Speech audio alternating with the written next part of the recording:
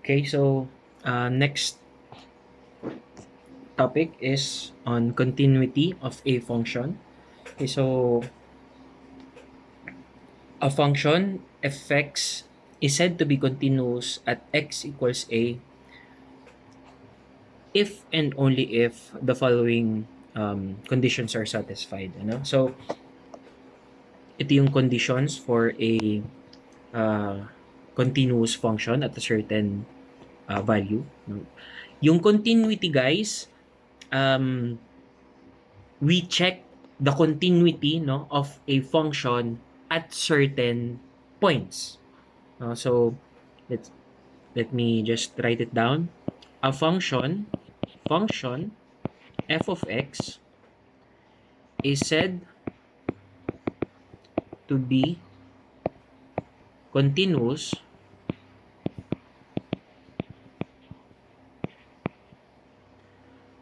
at x equals a if and only if the following conditions are met. Okay, so meron tayong tatlong conditions. Number 1 is that f of a exists. No? Ang function value, merong function value nag-i-exist when we input a to our function. Okay, so number 2, if the limit, no, of f of x as x approaches a exists.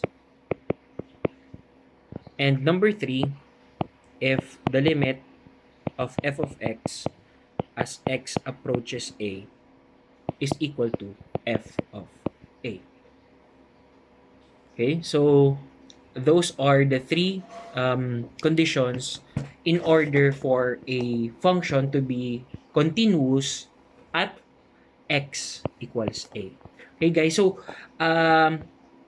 kailangan nating i-specify, no? Kasi for example, no, let's try to draw a function. Let's say that the function is like this. Oops.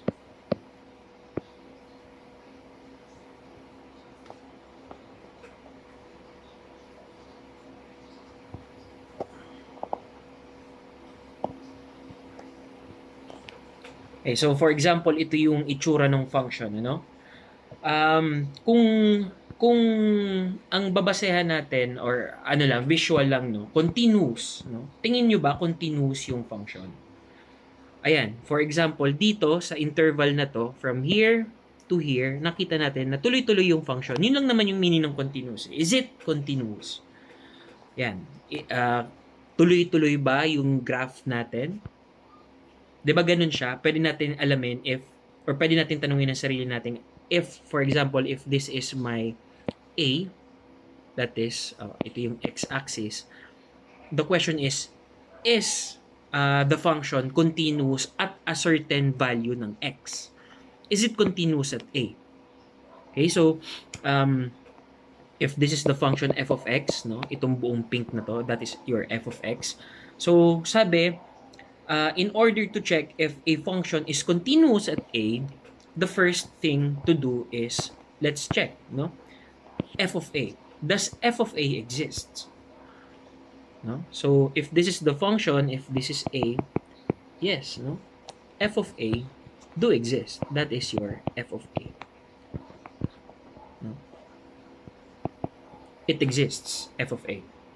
So, the next is, the limit of f of x as x approaches a. It should exist, no? So if this is the function, the limit of this function as x approaches a, kapag yung x ko ay palapit ng palapit sa a, is my function value or is my y approaching also a certain number? Yes. As my x approaches a, my y approaches a certain value. Ayun. Di ba? But, the last is, the limit of this should be equal to that function. No? And dito, makikita na, the limit of this should be equal to that f of a. So, kung makikita natin, as my x approaches a, my y approaches that value. And nagkataon that that value is your f of a. So,